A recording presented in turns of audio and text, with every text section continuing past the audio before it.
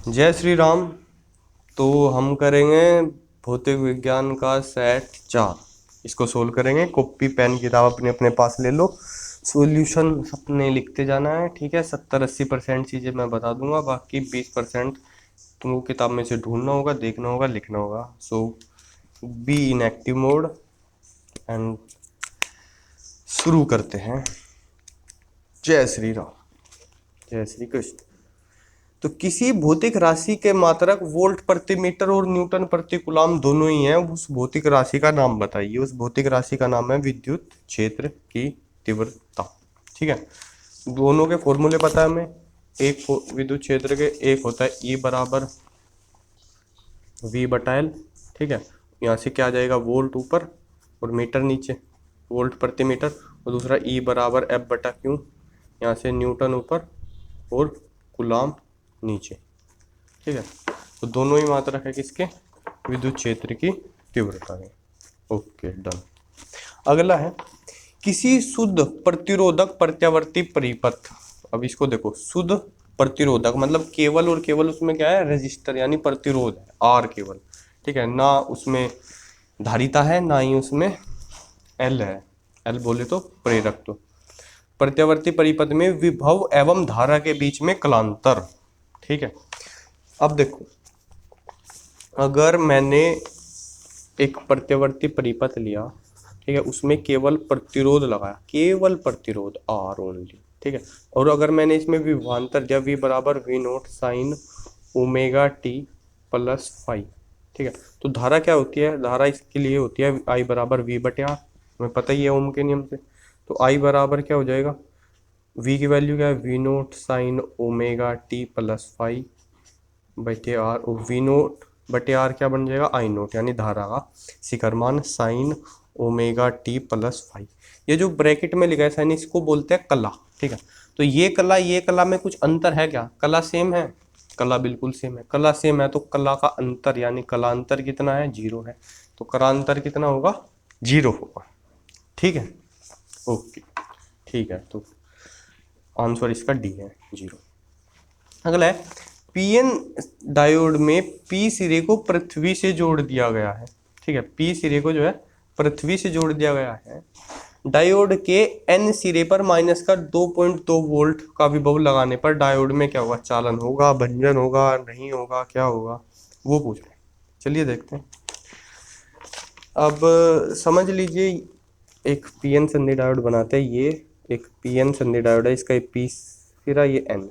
ठीक है, अब इसको जो है उसने कर दिया ग्राउंडेड। ठीक है, ग्राउंडेड का मतलब ये है 0 वोल्ट पे, और एन क्षेत्र पे लगा दिया इसने माइनस का 2.2 वोल्ट। अब माइनस का मतलब कम विभव, तो अभी भी 0 जो है वो माइनस के 2.2 वोल्ट से तो ज़्यादा ही है, यानी पी क्या है, पी है उच्च विभव पे, और एन क्या है, एन है निम्न विभव पे। ठीक है, जब पी सिरे को उच्च विभव से जोड़े, एन को निम्न विभव से जोड़े, तो इस अवस्था को बोलते हैं हम अगर अभिनत। ठीक है, अगर अभिनत, अंग्रेजी में फॉरवर्ड बायस। तो फॉरवर्ड बायस में क्या होगा, फॉरवर्ड बायस में चालन होगा, अड़के होगा, बहुत बढ़िया तरीके से होगा। ठीक है, अगर इसका उल्टा होता, एन सिरे को ग्राउंडेड कर देते और पी को माइनस के 2.2 वोल्ट से होते, तो उसको बोलते, ठीक है, वो है अगर। अगर एन क्षेत्र को ग्राउंडेड करते और पी वाले को जो है माइनस के 2.2 वोल्ट से जोड़ देते, अब ये निम्न विभव हो गया, ये उच्च विभव हो गया, तो अब ये हो गया उत्क्रम अभिनत यानी रिवर्स बायस। ठीक है, रिवर्स बायस। और रिवर्स बायस के केस में क्या होगा, रिवर्स बायस में क्षीण धारा बहेगी। ठीक है, बहुत ही क्षीण धारा, क्षीण धारा बहेगी अगर जो है जो वोल्टेज का अंतर है वो बहुत ज़्यादा ना हो जाए। अगर वो बहुत ज़्यादा हो जाएगा उसके बाद क्या हो जाएगा, भंजन हो जाएगा। क्या, लेकिन हमारा ऑप्शन क्या है, हमारा ऑप्शन का उत्तर है चालन होगा, चालन होगा। ठीक है, तो चालन होगा। अगला है M1, इसकी लाइट ही खोल दो ना।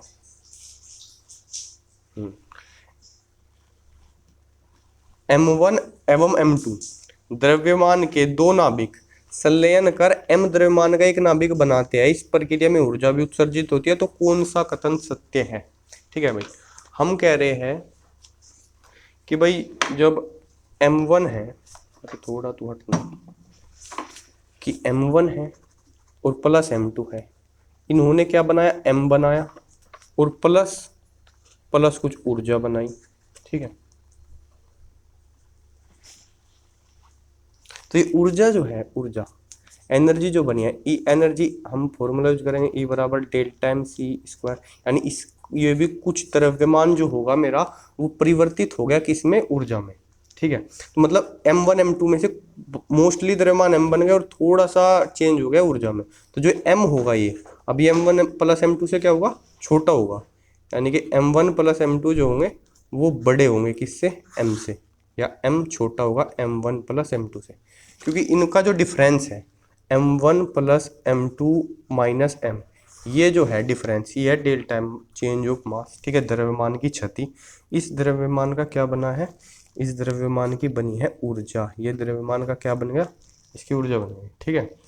तो सही उत्तर क्या है कि m1 प्लस m2 मिलके m से बड़े होंगे, क्योंकि भाई कुछ ना कुछ द्रव्यमान तो गया है ना ऊर्जा बनने के लिए, ठीक है। अगर कोई ऊर्जा मुक्त ना होती तो पहला ऑप्शन सही होता, ठीक है।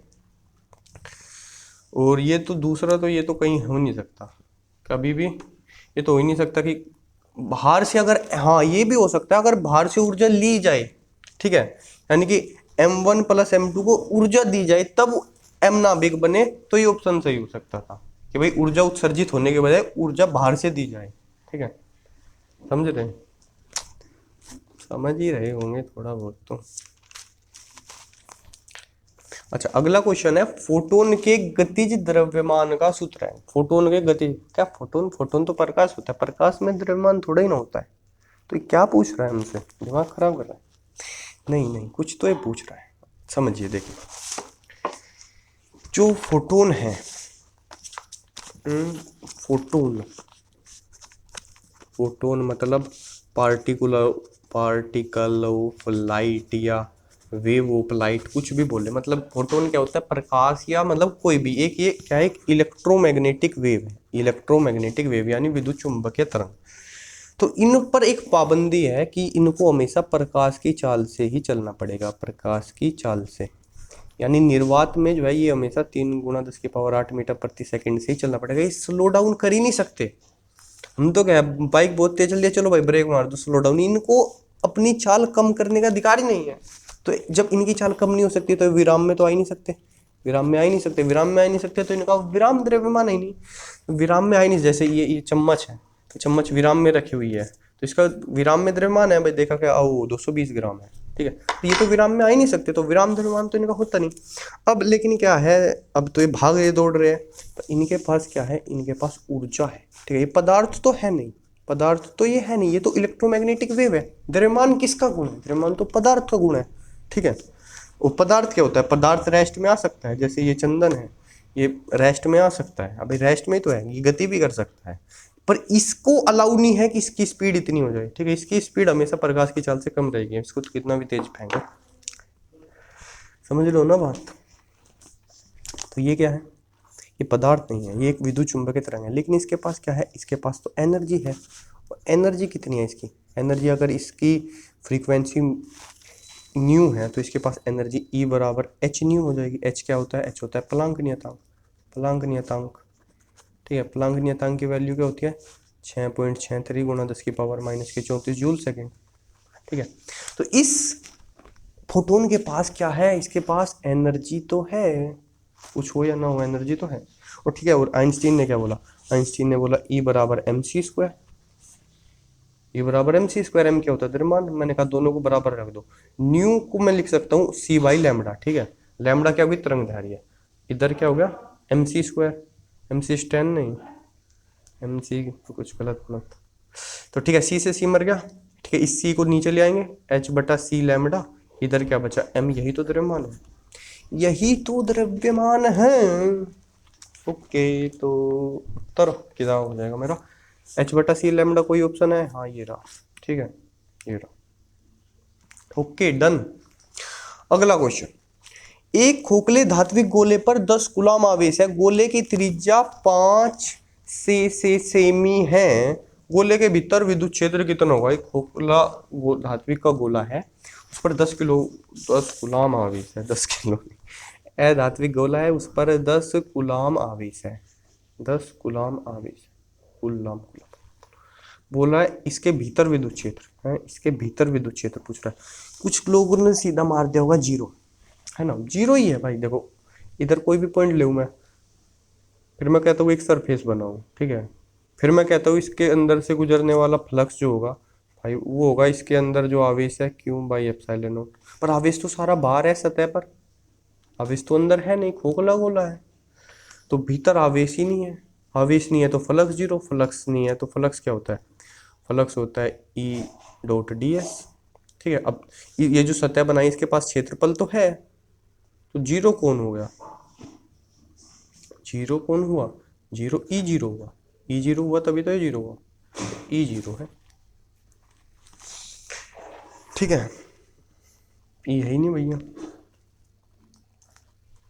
तो देखो जब भी खोखला धात्विक होता है, अगर मैं इधर से एक बल रेखा लेकर आऊँ तो इधर से बोलेगा कि मैं भी एक बल रेखा लेकर आऊँ, वो कैंसिल हो जाएगी, तो भीतर कोई बल रेखा नहीं होती, सब बल रेखा क्या होती है, बाहर की तरफ भागती है। ठीक है, बाहर की तरफ भागती है, बाहर की तरफ भागती है, यानी भीतर कोई बल रेखा है ही नहीं। अब अगर भीतर कोई बल रेखा नहीं, जहाँ बल रेखा नहीं वहाँ विद्युत क्षेत्र भी नहीं। अब खास बात ध्यान से सुनना, बहुत इंपॉर्टेंट बात, हमने विभव प्रवणता पढ़ी है ना, विभव प्रवणता, हमने विभव प्रवणता में पढ़ा था कि दूरी के साथ विभव में परिवर्तन dv बाई डी आर, ठीक है, वो होता है माइनस इधर ही लगा लो, मतलब वो घटता है किसमें, विद्युत क्षेत्र की दिशा में। ठीक है, विद्युत क्षेत्र की दिशा में घटता है। एक आर कैप लगा देते हैं, इधर वेक्टर है, आर कैप क्या है, दूरी बता रहा है। ठीक है, अच्छा मतलब जहाँ विद्युत क्षेत्र होगा वहाँ उसकी दूर जाते जाते क्या होगा, विभव घटता चला जाएगा। मतलब जैसे मैं इधर विभव देखूंगा, फिर इधर देखूंगा तो घटता चला जाएगा। वो ऑफ कोर्स कि हम आवेश से दूर जा रहे हैं तो घटता जा रहा है, लेकिन इधर अगर मैं अंदर आऊं, अंदर तो विद्युत क्षेत्र है ही नहीं, अंदर विभव घटेगा ही नहीं। मतलब इस सरफेस पर, इसकी सतह पर जो विभव होगा, इसकी सतह पर जो विभव होगा पूरे गोले के अंदर विभव वही होगा भाई। अगर जो है E बराबर जीरो हो जाए, D V by D R बराबर जीरो, ठीक है, तो V बराबर क्या हो जाएगा, कांस्टेंट, क्योंकि हमने पढ़ा है अवकलन में कि जो कांस्टेंट होता है यानी नियतांक होता है उसका अवकलन करके क्या हो जाता है, वो जीरो हो जाता है। तो V क्या है, उसका मतलब कांस्टेंट है। मतलब क्वेश्चन में पूछेगा ये खोखला गोला है, उस पर 10 कूलम का आवेश है, उसकी R त्रिज्या है, बताओ उस पर विभव 10 वोल्ट है, तो उसके केंद्र पर विभव कितना है, या उसके अंदर किसी बिंदु पर विभव कितना है, तो विभव सेम ही रहेगा जो किस पे है, सतह पर है। ठीक है, समझ गए, समझ गए, समझ गए, समझ गए हो तो आगे चलते हैं। अगला क्वेश्चन है, ठीक है, इसका तो शून्य होगा ना। अगला क्वेश्चन है, वाहनों में पश्चदर्शी दर्पण के रूप में प्रयुक्त दर्पण का नाम लिखिए। पश्चदर्शी यानी पीछे का दिखाने वाला, तो वाहनों में पीछे दिखाने के लिए कौन सा दर्पण हम यूज कर सकते हैं। देखो हमारे पास 3 तरह के दर्पण होते हैं। दर्पण कौन से, क्या क्या ऑप्शन है हमारे पास, एक है समतल, ठीक है, कई लोगों को उत्तर पता है, मुझे पता है तुमको उत्तर पता है, पर मेरे को जो बताना है वो तो मैं बताऊंगा। एक उत्तल और एक अवतल, ठीक है। ये इमेज जो है, इमेज बोले तो प्रतिबिंब, ये बनाएगा आभासी और ये बनाएगा वास्तविक। अभी क्या बोल रहा हूँ मैं, ये भी बनाएगा आभासी और ये आभासी, यानी आभासी या वास्तविक दोनों बना सकते हैं। ठीक है, और वास्तविक जो होता है वो हमेशा उल्टा होता है, और आभासी हमेशा जो होगा सीधा। ठीक है, लेकिन ये आभासी तभी बनाएगा अगर वस्तु जो है, वस्तु की दूरी अगर फोकस दूरी से कम हो। मतलब सपोज ये अवतल दर्पण है, ठीक है, और ये इसका फोकस है, तो वस्तु को तुम इधर रखोगे तो ही उसका जो है आभासी प्रतिबिंब बनेगा। वस्तु अगर तुमने इधर रख दी तो प्रतिबिंब हम क्या करेंगे भैया, उसका उल्टा प्रतिबिंब बना देंगे, दूर हो गए, चलो जाओ दूर पर उल्टा प्रतिबिंब बना। अब हमें उल्टी वस्तुएं तो देखनी नहीं है, और ना ही हमें जो है ऐसा करना है कि भाई फोकस के पास वाली वस्तुएं दिखाई दे। ठीक है, तो इसको तो हमने कर दिया कैंसिल कि हमको वस्तुएं उल्टी भी नहीं देखनी भैया, और हमको फोकस से यूं की फोकस से दूर वाली पीछे की देखनी नहीं है, हमें तो फोकस से आगे वाली पीछे वाली। अभी मेरी गाड़ी इधर है, मेरे को तो यहाँ वाली भी गाड़ी देखनी है ना। दूसरी बात, अब लड़ाई आती है समतल में और उत्तल में। अब समतल जो है, जितनी बड़ी वस्तु है उतना ही बड़ा प्रतिबिंब बनाएगा। ठीक है, वस्तु की जितना बड़ा वस्तु का साइज ओ ऑब्जेक्ट होता है ना, उतना ही बड़ा इमेज का साइज, ठीक है। लेकिन जो उत्तल दर्पण है वो इमेज का जो साइज होता है वो वस्तु के साइज का, ऑब्जेक्ट के साइज का क्या होता है, छोटा होता है। वो छोटा प्रतिबिंब बनाता है। छोटा प्रतिबिंब मतलब अधिक विस्तृत क्षेत्र होता है इसका। अधिक विस्तृत क्षेत्र मतलब ज्यादा दूर का दिखा देता है। भाई छोटे छोटे प्रतिबिंब बनाएगा तो ज्यादा दूर का दिखाएगा ना, ठीक है। तुमने इस पे लिखा भी देखोगा, object in the mirror are closer than they appear. मतलब जो ऑब्जेक्ट्स है वो क्लोज है, पास में है, मतलब थोड़ा सा प्रतिबिंब दूर बनाएगा, छोटा बनाएगा ताकि ज्यादा दूरी तक हमें चीजें दिखाई दे, ठीक है। तो इसलिए हम यूज करते हैं उत्तल दर्पण का। उत्तल उत्तल उत्तल, ठीक है। उत्तल को अंग्रेजी में बोलते हैं कॉन्वेक्स। कॉन्वेक्स दर्पण को मिरर, तो उत्तल दर्पण यूज करेंगे।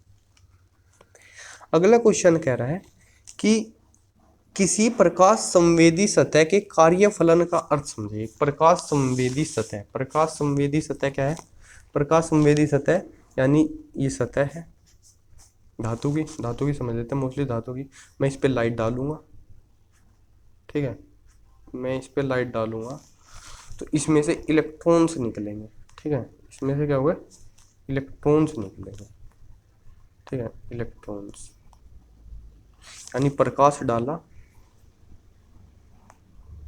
बात क्या है कि प्रकाश डाला और प्रकाश डाल के इलेक्ट्रॉन निकाला, ठीक है। प्रकाश डाला और इलेक्ट्रॉन निकाला। अब बात क्या है, खास बात क्या है कि प्रकाश डाला इलेक्ट्रॉन निकाला, इसमें चाहिए एनर्जी, ऊर्जा। प्रकाश के पास जो है ऊर्जा होनी चाहिए, ठीक है।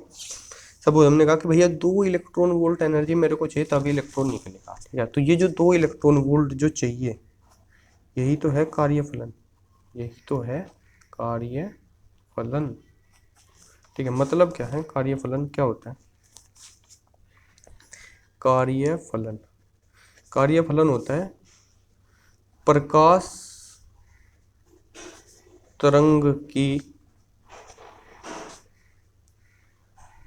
न्यूनतम ऊर्जा, न्यूनतम ऊर्जा की प्रकाश तरंग, ये बोले प्रकाश तरंग की, कैसे बोलूं इसको,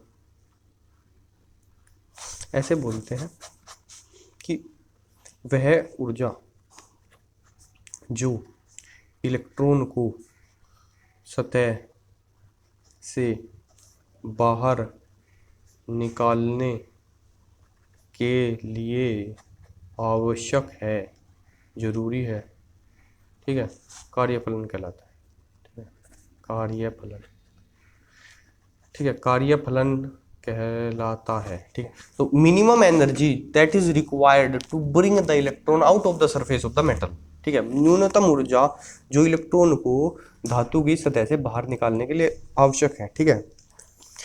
और अगर मेरे पास जो है उतनी एनर्जी के बराबर का कोई फोटोन है, मतलब मेरे को W एनर्जी चाहिए, W एनर्जी चाहिए, ठीक है, ये मेरा कार्यफलन होगा। और मेरे पास एक ऐसा फोटोन है जिसकी एनर्जी जो है, एनर्जी h न्यू होती है ना भैया, उसकी एनर्जी उसकी W के ही बराबर है, जस्ट बराबर, ना कम ना ज्यादा, ठीक है। तो इस न्यू को न्यू नोट से रिप्रेजेंट करते हैं और इसको बोलते हैं देली आवर्ती, आवर्ती अंग्रेजी में threshold, threshold frequency, hold, fold नहीं, होल्ड, थ्रेशोल्ड फ्रीक्वेंसी, या फिर लिखना था ना, वो इधर चला गया। यही मेरा माइंड में ऐसी चीजें होती है। मतलब मिनिमम इतनी आवर्ती तो चाहिए, मिनिमम इतनी फ्रीक्वेंसी तो चाहिए, ठीक है। उससे ज्यादा हो, ठीक है, बढ़िया, वो एनर्जी चली जाएगी इलेक्ट्रॉन की गतिज ऊर्जा में, बट उतनी तो चाहिए। अब एनर्जी को मैं hc/λ लिख देता हूँ। देखो लैम्डा बढ़ेगा तो एनर्जी कम हो जाएगी, ज्यादा बड़ी संख्या से डिवाइड करते हैं। तो ये होती है मैक्सिमम वेवलेंथ जो हो सकती है, ठीक है। इसको बोलते हैं देहली तरंग दैर्घ्य, ठीक है।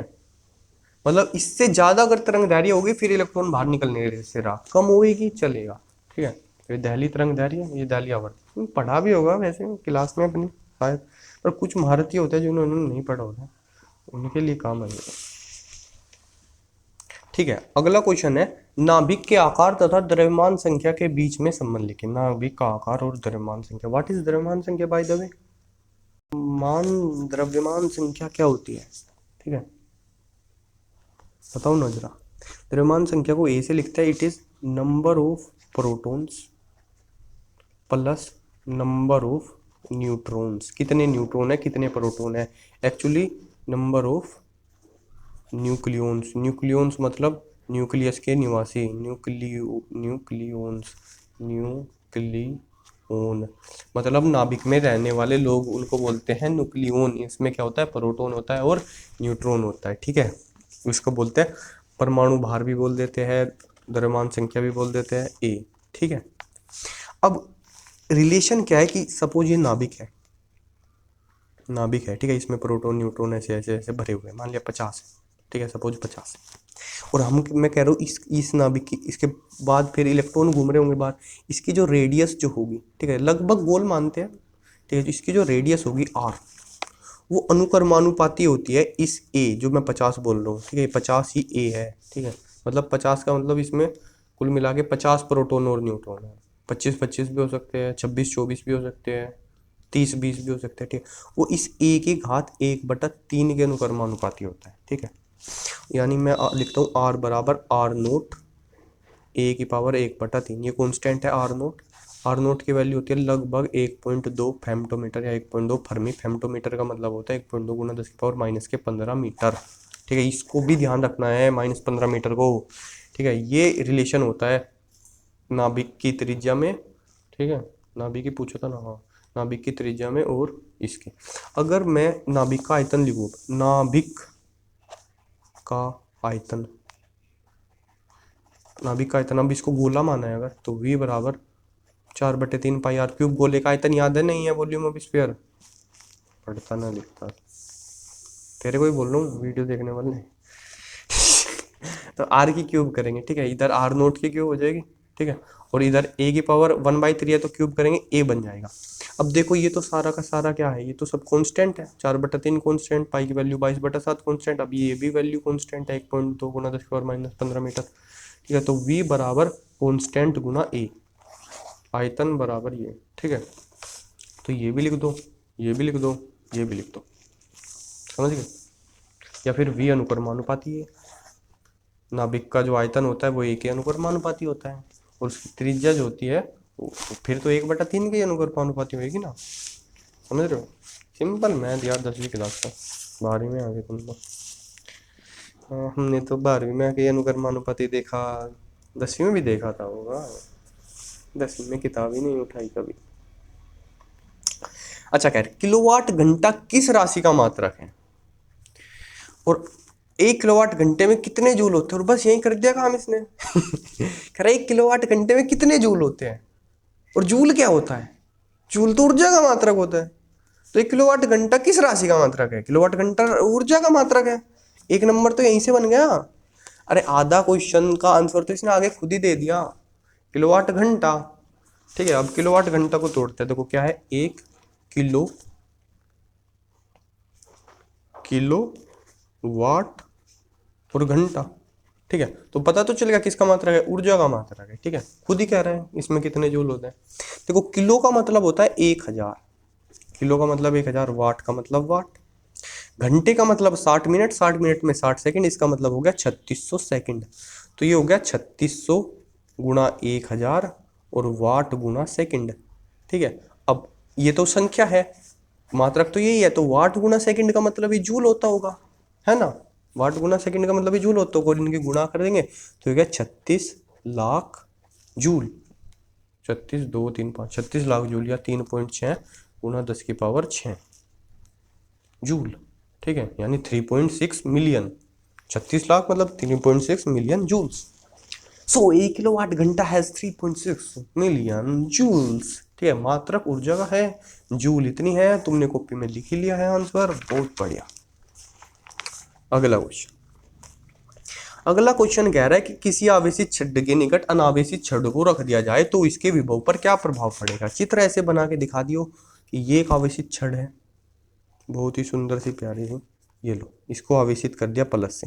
इसके पास एक दूसरी आवेशित छड़ को मैं लेके आता हूँ, तो दूसरी आवेशित छड़ के ए पर क्या होगा, आवेश प्रेरित होगा, इधर निगेटिव थोड़ा होगा, इधर थोड़ा पॉजिटिव होगा, ठीक है।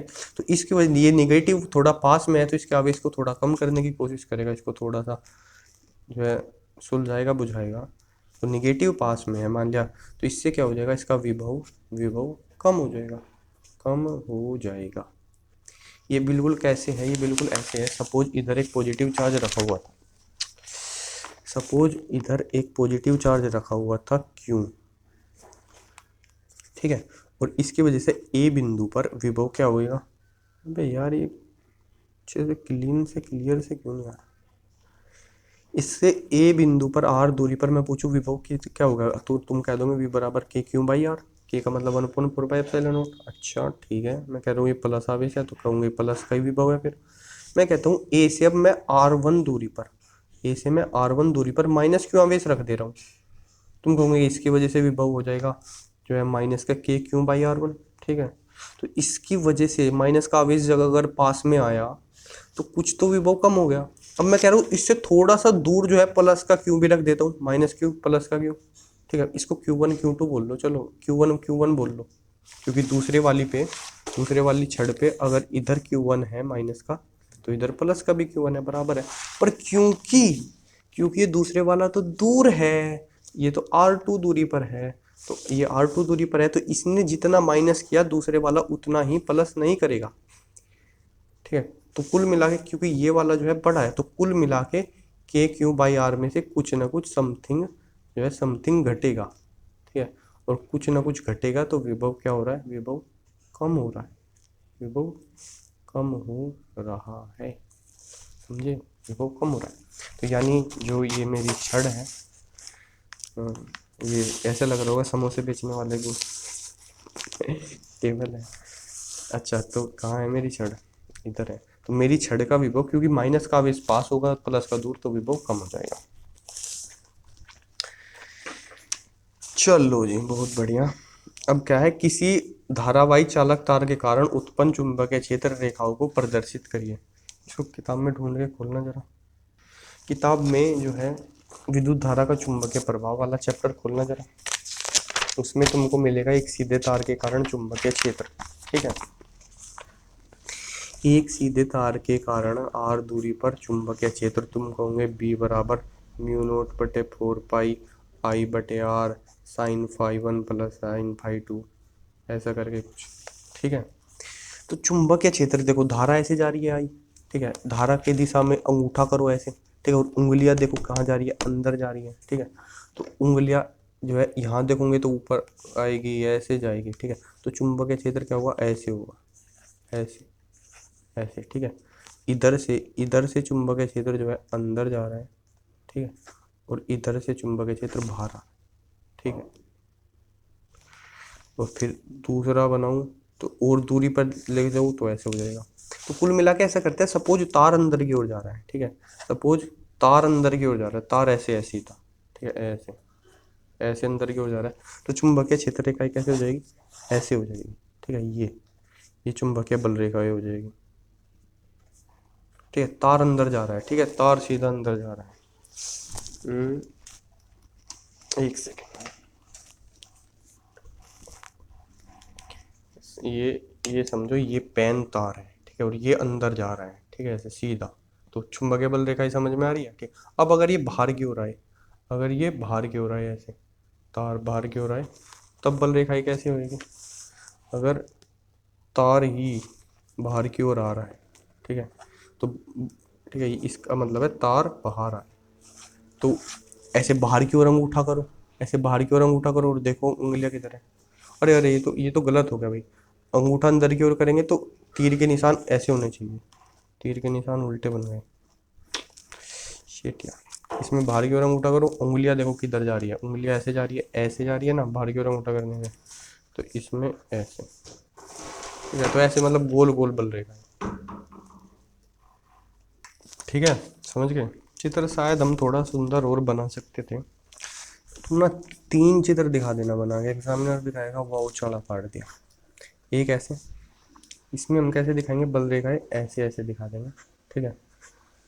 वैसे मतलब दूर होगा तो और भी बड़े बड़े, मतलब समझो ऐसे ऐसे ऐसे ऐसे ऐसे ऐसे, जैसे जैसे दूर आएगा उधर भी बल रेखा जाएगी, तो ऐसे ही दिखा दिया, ऐसे नहीं, सिंपली ऐसे करके दिखा दो एक, ठीक है। अब दिशा कैसे, ये समझो, नीचे से निकल के आया धारा से जा रहा है ऊपर, ये धारा जा रही है, करना क्या है, धारा की दिशा में अंगूठा देख करना है, और जिधर भी तुमको देखना कि मेरी उंगलियां किधर मुड़ रही है, मेरी उंगलियां किधर मुड़ रही है, ठीक है। जैसे उंगलियां मुड़े वैसे ही चुंबकीय क्षेत्र दिखा दिया, ठीक है। तार अंदर जा रहा हो, तार बाहर आ रहा हो, तार अंदर जा रहा हो, अंदर जा रहा है तो अंगूठे को अंदर की तरफ करो पेज के, और देखो उंगलियां कैसे घूम रही है, बाहर आ रहा है तो अंगूठे को बाहर करो, देखो उंगलियां कैसे घूम रही है, ठीक है। अब अगला क्वेश्चन है, धारा मापी की धारा सुग्राहिता को परिभाषित कीजिए, ठीक है। हम इसमें वृद्धि कैसे करते हैं, परिभाषा खुद दोनों किताब से, तब तक मैं कुछ बताता हूँ। तो ढूंढ ली, पोज कर गए। धारा सुग्राहिता ऐसा ही बराबर होता है थीटा बटाई, थीटा क्या है, डिफ्लेक्शन ऑफ गैल्वेनोमीटर, मतलब डिफ्लेक्शन बोले तो विक्षेप, गैल्वेनोमीटर का विक्षेप कितना हुआ है, ठीक है, मतलब उसकी सुई कितनी घूमी है, और आई बराबर हमने कितना करंट दिया है, ठीक है। परिभाषा पढ़ लो किताब में से, क्या है लिखनी है पेपर में तुमको, बराबर NBA बटा सी, एन क्या है, नंबर ऑफ, मतलब उस पर फेरे कितने हैं, ठीक है। बी चुंबकीय क्षेत्र कितना है, ए उसका क्षेत्रफल कितना है, और सी जो है टॉर्क जो है तार का ऐंठन, मतलब ये तो कांस्टेंट होता है। तो कह रहा है इसमें बढ़ाऊं कैसे, इसको बढ़ाना है तो भैया इसको बढ़ा दो, इसको बढ़ा दो, इसको बढ़ा दो, ये भी बढ़ जाएगा, यानी फेरों की संख्या बढ़ाकर, चुंबकीय क्षेत्र बढ़ाकर, और उसका क्षेत्रफल, कुंडली का क्षेत्रफल बढ़ाकर, ठीक है। तार की कुंडली होती है ना वो, तो उसके फेरे बढ़ा दो, ज़्यादा फेरे कर दो, उसका क्षेत्रफल बढ़ा दो, ठीक है। चुंबक जो रखोगे वो स्ट्रॉन्ग वाली रखो, तो सुग्राहिता बढ़ जाएगी, ठीक है। पढ़ लो इसको। अगला कह रहा है, प्रत्यावर्ती परिपथ में शक्ति गुणांक एवं वाटहीन धारा का अर्थ समझाइए। शक्ति गुणांक एवं वाटहीन धारा, देखो हमने कहा था प्रत्यावर्ती परिपथ ले लिया, अगर हमने प्रत्यावर्ती परिपथ, सपोज उसकी धारा है I बराबर I0 साइन ओमेगा टी, और उसमें विभवांतर है V बराबर V0 sign omega t plus five. देखो कला अलग अलग हो गई, कला अलग अलग हो गई ना, हो गई। कलांतर कितना है, कलांतर है फाइव, कलांतर फाइव, फाइव का ही तो अंतर दिख रहा होगा तुम्हें, इसमें से बड़े में से छोटा घटा तो फाइव का अंतर, कलांतर फाइव है, तो इसका जो P होगा शक्ति गुणांक वो होगा VI कोस फाइव, VI कोस फाइव, मतलब इतनी शक्ति होगी भाई। तुमने पढ़ा है, तुमने 10th क्लास में पढ़ा था P बराबर VI, P बराबर VI पढ़ा था, है ना, क्यों कोस फाइव था नहीं, क्योंकि वो धारा कौन सी थी, धारा थी दिष्ट धारा। या इसमें भी P बराबर VI हो सकता है, प्रत्यावर्ती धारा में भी, अगर हमारे पास क्या हो, शुद्ध प्रतिरोध हो। अभी बात हो रही थी शुद्ध प्रतिरोध में कलांतर क्या हो जाता है, शुद्ध प्रतिरोध, शुद्ध प्रतिरोध में कलांतर फाइव बराबर हो जाता है जीरो, कलांतर था ही नहीं, कोस जीरो का मान होता है 1, तो P बराबर VI बन जाएगा शुद्ध प्रतिरोध के लिए, शुद्ध प्रतिरोध के लिए, प्रतिरोध में ही तो जो है ऊर्जा की हानि होगी ना। अब अगर तुम कहो कि अगर मैं लगाता हूं शुद्ध, शुद्ध क्या लगाऊंगा, शुद्ध, अबे अबे अबे अबे अबे अबे अबे अरे अबे शुद्ध कैपेसिटर, कैपेसिटर को क्या बोलते हैं, संधारित्र, शुद्ध संधारित्र अगर लगाऊंगा, मतलब शुद्ध शुद्ध धारिता अगर हो, ठीक है, शुद्ध धारिता हो तो उसमें, या शुद्ध प्रेरकत्व हो, शुद्ध प्रेरकत्व, तो उसके लिए क्या होता है, फाइव बराबर पाई बाई टू होती है, ठीक है। अभी प्रूव करने का वो करने का है नहीं, बाद में बताएंगे कैसे होती है, क्यों होती है, अगर नहीं पढ़ा तुमने तो। कलांतर उनमें क्या होता है, पाई बाई टू होता है, तो उधर P बराबर क्या हो जाएगा, VI cos pi by two, और कोस 90 का मान होता है जीरो, तो वाटहीन धारा मतलब शक्ति का क्षय हो ही नहीं रहा है, उसको बोलते हैं वाटहीन धारा। वाटहीन धारा मतलब अगर धारा शुद्ध प्रेरक या शुद्ध संधारित्र में हो, ठीक है, यानी विभवांतर और धारा के बीच में कलांतर 90 डिग्री का हो, पाई बाई टू का, उसको बोलते हैं वाटहीन धारा, ठीक है। मतलब बात सिर्फ इतनी समझ लेना कि जो वाट जो होता है, जो शक्ति का क्षय, जो ऊर्जा का क्षय होता है, वो केवल और केवल प्रतिरोध में होता है, केवल और केवल प्रतिरोध में, ना होता वो संधारित्र में, ना ही होता प्रेरक में। बोले कि एक परिपथ दिया है और उसमें वैल्यू दे दे कि धारिता इतनी है, प्रेरक तो इतना हेनरी है, बोले कि इतनी धारा बह रही है, इतने एम्पियर की, इतना, ये बताओ शक्ति क्षय कितना होगा, 0। जब तक वो ये ना बोले कि 5 ओम का प्रतिरोध है, तब तक शक्ति क्षय होगा ही नहीं। शक्ति क्षय किस में होगा? प्रतिरोध में, केवल और केवल। समझ गए? चलो बहुत बढ़िया। अच्छा, किसी विद्युत चुंबकीय तरंग में विद्युत क्षेत्र दिया है ई वाई, वाई दिशा में भाग रहा है, तो तरंग के, ठीक है, और देखो इधर ये एक्स है ना, omega t plus k x, जब एक्स अगर इस कला में एक्स दे दिया, मतलब तरंग एक्स दिशा में भाग रही है और विद्युत क्षेत्र वाई दिशा में है, तो चुंबकीय क्षेत्र कौन सी दिशा में होगा? जेड दिशा में होगा। ठीक है, कला कला सेम रहती है, विद्युत क्षेत्र और चुंबकीय क्षेत्र समान कला में होते हैं हमेशा, उनके बीच कलांतर 0। तो मतलब इतना जो पोर्शन है साइन के आगे का, वो तो लिखना है सेम। ठीक है, मात्रक बदल लेना है, विद्युत क्षेत्र का वोल्ट प्रति मीटर है, उसका लिख देंगे टेस्ला, टेस्ला, इलोन मस्क। तो तरंग के जो है, तरंग के तरंग दैर्ध्य का, अभी कुछ और भी है, अच्छा, तरंग के तरंग दैर्ध्य का मान, मतलब लैम्बडा का मान बताना है। ठीक है, वो तो इधर से मिल जाएगा, के एक्स प्लस ओमेगा टी। तो लैम्बडा का मान बताना है और चुंबकीय क्षेत्र का समीकरण लिखना है। पहले चुंबकीय क्षेत्र का मान निकालते हैं। देखो जैसे ई बराबर होता है, जैसे ई वाई है, ई बराबर E naught sine omega t plus k x. ठीक है, ओमेगा जो होता है, ओमेगा बराबर होता है 2 पाई न्यू, न्यू क्या होती है? आवृत्ति होती है।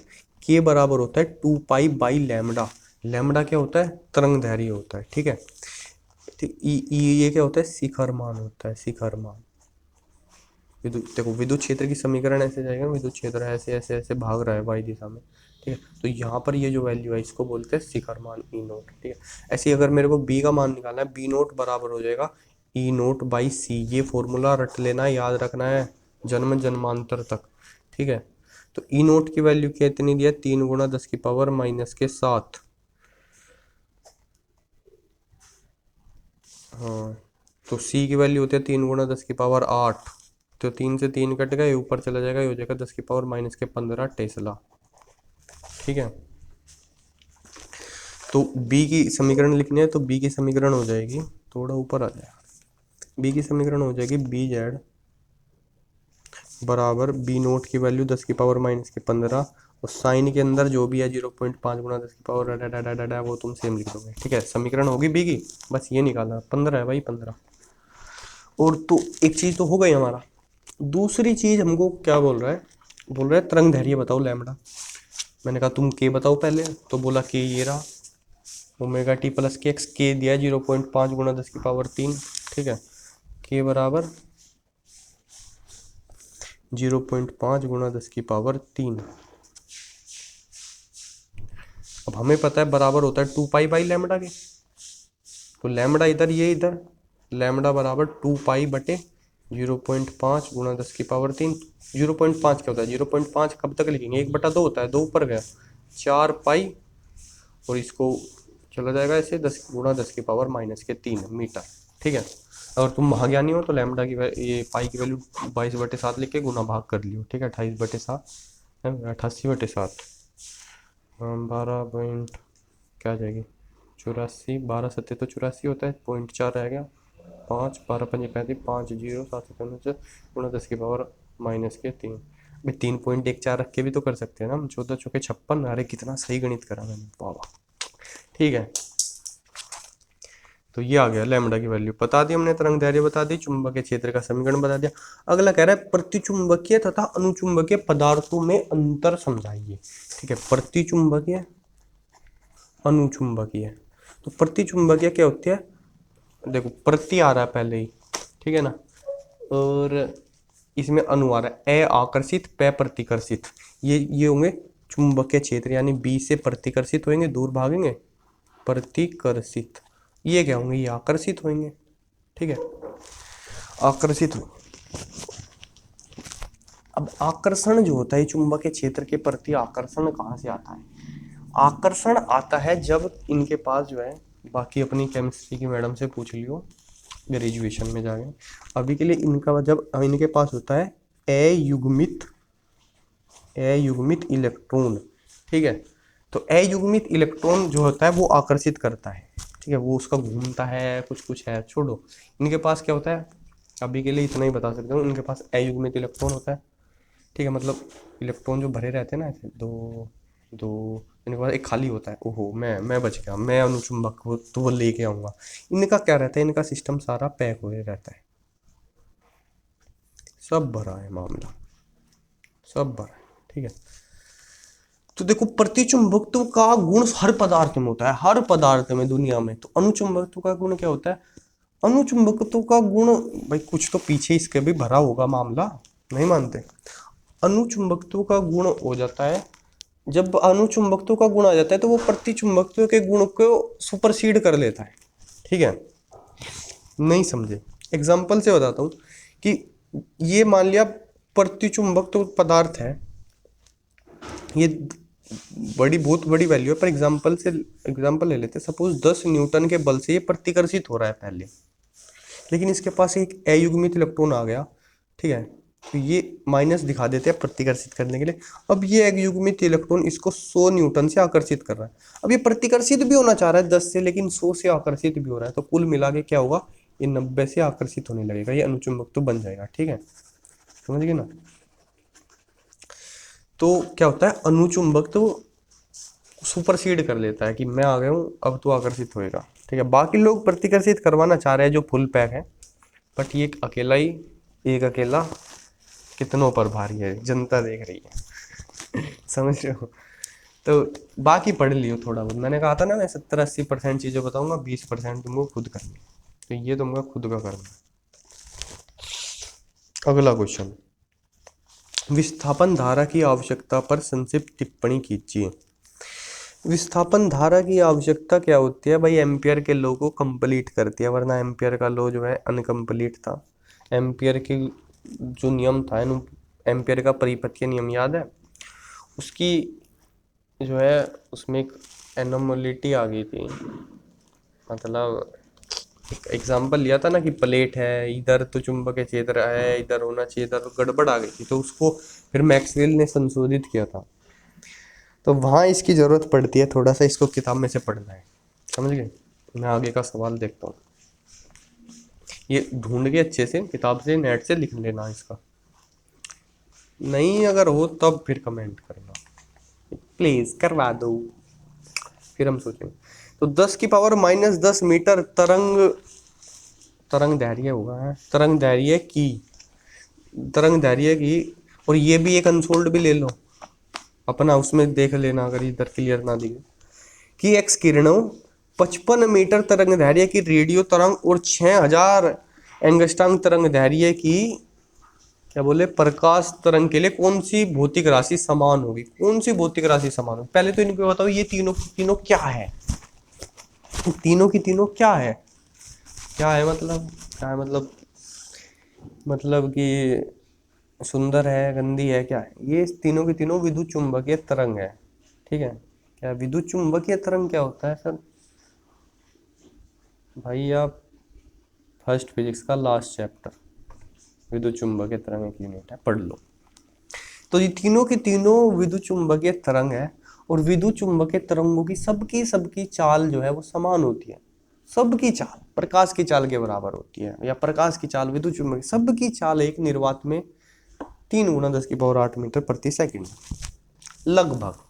एग्जैक्ट नंबर तो 2.997 गुणा, ऐसे ऐसे करते करते गुणा 10⁸ है, लेकिन इसको हम लगभग 3 लिख देते हैं, 3×10⁸ मीटर प्रति सेकंड ये चाल होगी इन तीनों की। तो भौतिक राशि जो है इनका वेग, क्या बोलेंगे, वेग समान होगा, या वेग नहीं, दिशा तो अलग अलग हो सकती है ना, एक इधर जा रही है दूसरी इधर जा रही है, चाल बोलेंगे, चाल समान होगी, वेग मत लिखना, गड़बड़, चाल समान होगी। समभारिक, समस्थानिक, सम न्यूटोनिक नाभिकों में अंतर लिखिए, उत्तर का उदाहरण भी दीजिए। तो उदाहरण और उत्तर ये हम अगली वीडियो में करेंगे, मैं थक गया हूँ, 44 मिनट हो गई है। लेकिन ये बताता जाऊंगा समभारिक का भार समान होता है, मतलब अभी जो ए की वैल्यू हम बात कर रहे थे, इनमें न्यूट्रॉनों की संख्या समान हो जाती है, इसमें भी 10 न्यूट्रॉन, इसमें भी 10 न्यूट्रॉन, प्रोटॉन अलग अलग हो जाएंगे। समस्थानिक, इनमें प्रोटॉन समान हो जाएंगे, न्यूट्रॉन अलग अलग हो जाएंगे। ठीक है, इसमें प्रोटॉन सेम, 10 प्रोटॉन तेरे में, 10 मेरे में। ये बोला मेरे में 12 न्यूट्रॉन है, बोला मेरे में 10 ही है यार। ठीक है, जैसे 6 कार्बन 12, 6 कार्बन 13, 6 कार्बन 14। अब प्रोटॉन तो सब में 6 है, लेकिन एक में प्रोटॉन 6 है, एक में 7 है, एक में 8 है। समभारिक, समभारिक जिनका भार समान है, जैसे एक हीलियम 3 होता है 2He3, एक हाइड्रोजन का भी 3 होता है। अब हाइड्रोजन 3 जो है उसमें एक प्रोटॉन है, 2 न्यूट्रॉन है, एक प्रोटॉन 2 न्यूट्रॉन। जो हीलियम 3 है उसमें प्रोटॉन 2 है, न्यूट्रॉन 1 है, पर जुड़ के तो दोनों 2 1 3 हो रहे हैं ना, तो वो समभारिक।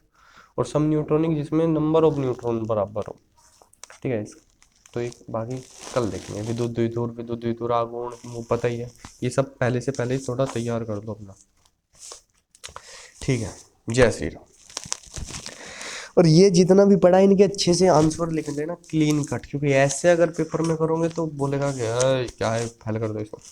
तो अच्छे से अच्छे सुंदर से आंसर लिखो, राम का नाम।